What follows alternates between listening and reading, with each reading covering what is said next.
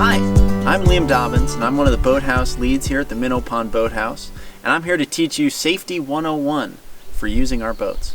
The first thing that we like to ask our visitors at the Boathouse is if they've ever been in a boat before, and we have a lot of different answers. So when I was at camp, I did a lot of canoeing. I loved it. Well, I have been in a speedboat a couple of times. Does that count?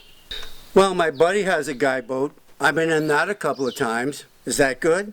Depending on the answers we get, we will recommend them either a canoe or a guideboat, and specific ones within each of those categories.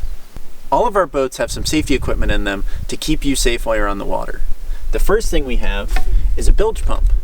Our boats don't leak, but if one was to spring a leak, you'd stick the red end in the boat, the gray hose over the side, and pump the handle to get the water out. We also have an extra paddle, even in the guide boats. This is so that if you drop a paddle or oar in the water, you can use this like you would in a canoe to get back here safely so that we can go get the paddle or oar for you. And lastly, we have an extra flotation device.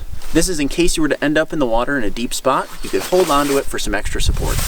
Minnow Pond has a total surface area of over 102 acres. Because of that, we can't see the entire pond from our boathouse. So we have a ring of buoys like this one here that we ask visitors to stay inside so we can always keep an eye on them and get to them in case anything was to go wrong. We require all of our visitors to wear a personal flotation device, or PFD, when entering our boats. We have 3 different sizes, and we ask visitors to choose the size that fits them best. We then have them cinch down the belt buckles appropriately so that the vest does not slip when they tug on it on the shoulders.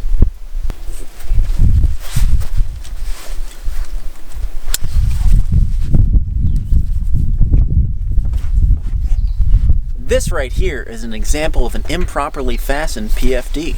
What's wrong with this? Well, you see, the buckles are misaligned. So what we'll do is we'll unbuckle this one, buckle it in the top, attach this one in the middle, and then tighten all of these down so that it doesn't slip off of your shoulders if you were to end up in the water.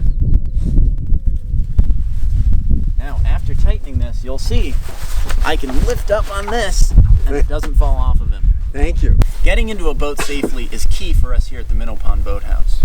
So, sir, we're going to have you enter this boat right now. Sure. All right, we're going to have you go low and slow. We're going to have you try to keep 3 points of contact at all times. Where do I step?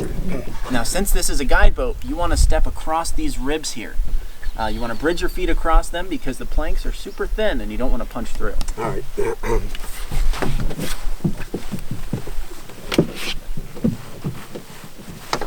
Excellent. Notice how he is constantly keeping 3 points of contact and is also avoiding having his fingers go between the boat and the dock. Getting out of a boat is very similar to getting in, but the other way around. We're going to have you once again bridge your feet across the ribs, try to keep 3 points of contact, and slowly and low get your way onto the dock. Excellent. Some of our visitors with mobility issues might find it easier to get in the boat like this. We have them come over, sit down, and then they put their feet within the boat, and then gently rotate themselves into the boat that way. This is easier for visitors who have problems with their hip and knee joints.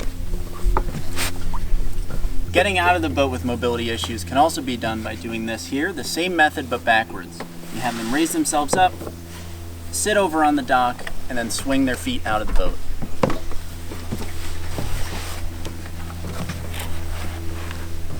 All right, thanks for tuning in to our Boathouse Safety 101, and I'll catch you on the trail.